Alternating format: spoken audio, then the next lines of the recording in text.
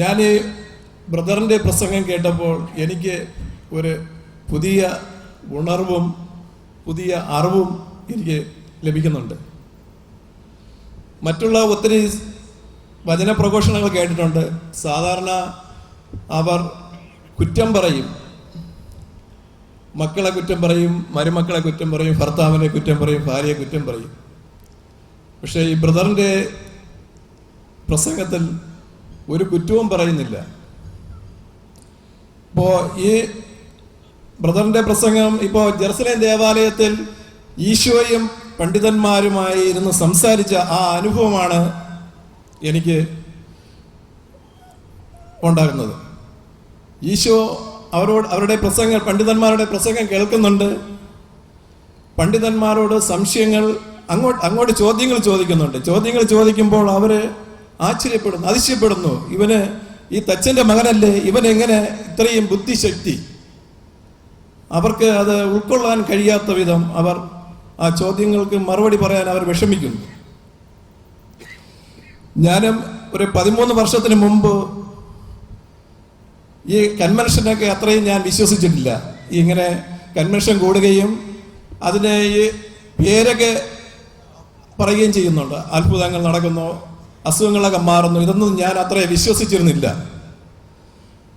ഒരു 13 വർഷത്തെ കല്യാണം കഴിഞ്ഞൊരു 3 വർഷം കഴിഞ്ഞിട്ടാണ് ഇപ്പോൾ ഞങ്ങൾ കുഞ്ഞുങ്ങൾ ഉണ്ടാവാൻ ഉള്ള ബുദ്ധിമുട്ടുകൾ അനുഭവപ്പെട്ടു. അങ്ങനെ ഡോക്ടറെ കണ്ടു.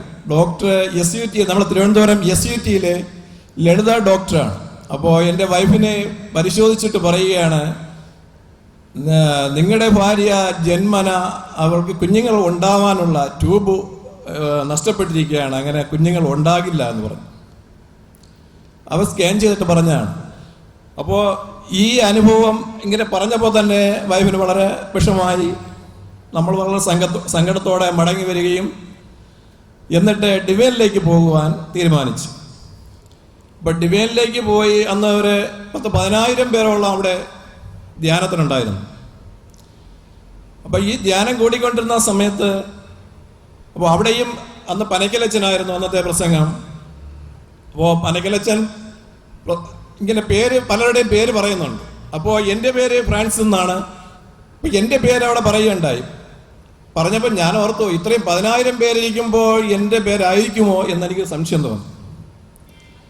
അപ്പോൾ ഈ 10,000 എന്നിട്ട് ആദ്യം ഫ്രാൻസിസിനെ ദൈവം തൊട്ടിരിക്കുന്നു എന്ന് പറഞ്ഞു. അപ്പം ഞാൻ ഓർത്ത് 10,000 പേരിൽ എത്രയോ ഫ്രാൻസിസ് കാണും. അപ്പോൾ ഇങ്ങനെ 2 പ്രാവശ്യം പറയും. 3-ാം പ്രാവശ്യം ഫ്രാൻസിസിനെ ദൈവം തൊട്ടിരിക്കുമെന്ന് പറയുകയും എൻ്റെ ശരീരത്തിലൂടെ ഒരു കറണ്ട് പാസ് ചെയ്യുന്നത് പോലെ ഒരു അനുഭവം എനിക്കുണ്ടായി. അന്നേരം ഞാൻ ഓർത്തു എന്നെ തന്നെയാണ്. അതിനുശേഷം ഒത്തിരി ദർശനങ്ങൾ അവിടെ നിന്ന് കാണുകയും ചെയ്തു.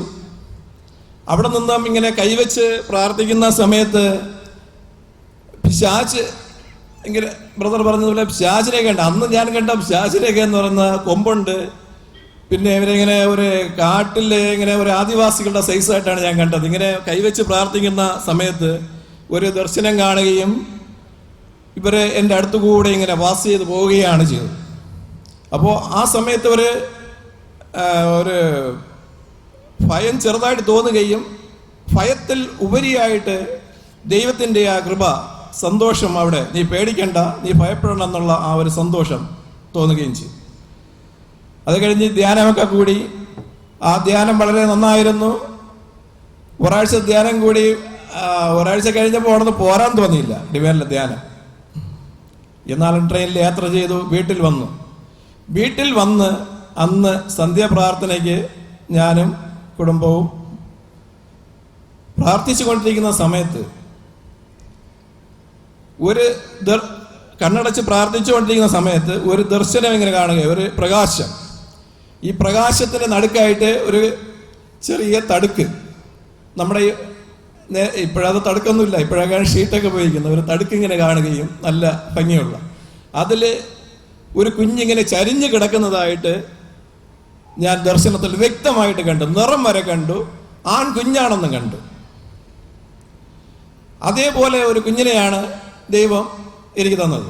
അതേ കളർ, അതേ ആൺകുഞ്ഞ് തന്നെയാണ്. അപ്പോൾ ഡിമയിൽ നിന്ന് വന്ന് വീട്ടിൽ വന്ന അന്ന് തന്നെ ഈ കുഞ്ഞിനെ ദർശനത്തിൽ കൂടെ കാണുകയും ആ കുഞ്ഞിനെ എനിക്ക് ദൈവം തരികയും ചെയ്തു. അത് കഴിഞ്ഞിട്ട് രണ്ടാമത് ഒരു മകനെ തന്നു. അപ്പോൾ ആദ്യത്തെ മകന് ടോമി എന്ന് പേരിട്ടു, രണ്ടാമത്തെ മകന് ജോബി എന്ന് പേരിട്ടു. അങ്ങനെ ഇന്നിപ്പോൾ മൂത്ത മകൻ ഇനി 9ാം സ്റ്റാൻഡേർഡിലാണ്, രണ്ടാമത്തെ മകൻ ഇനി 6ാം സ്റ്റാൻഡേർഡിലാണ്. അപ്പോൾ ദൈവത്തിന് അസാധ്യമായി ഒന്നുമില്ല. ബ്രദർ പറഞ്ഞതുപോലെ ലാസറിൻ്റെ 4ാം ദിവസമായ ലാസറിനെ ഉയർപ്പിക്കാൻ കഴിവുള്ള ദൈവം, നാം ദൈവത്തിൽ വിശ്വസിച്ചാൽ ദൈവം നമ്മളെ ഉയർപ്പിക്കും, നമ്മളെയും ശക്തിപ്പെടുത്തും, ബലപ്പെടുത്തുമെന്ന് പൂർണ്ണമായി വിശ്വസിക്കുന്നു. യേശുവേ നന്ദി, യേശുവേ സ്തുതി.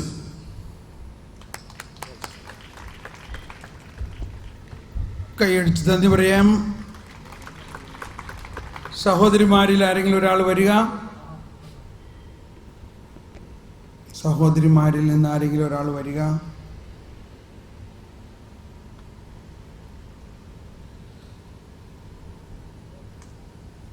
വായോ വായോ.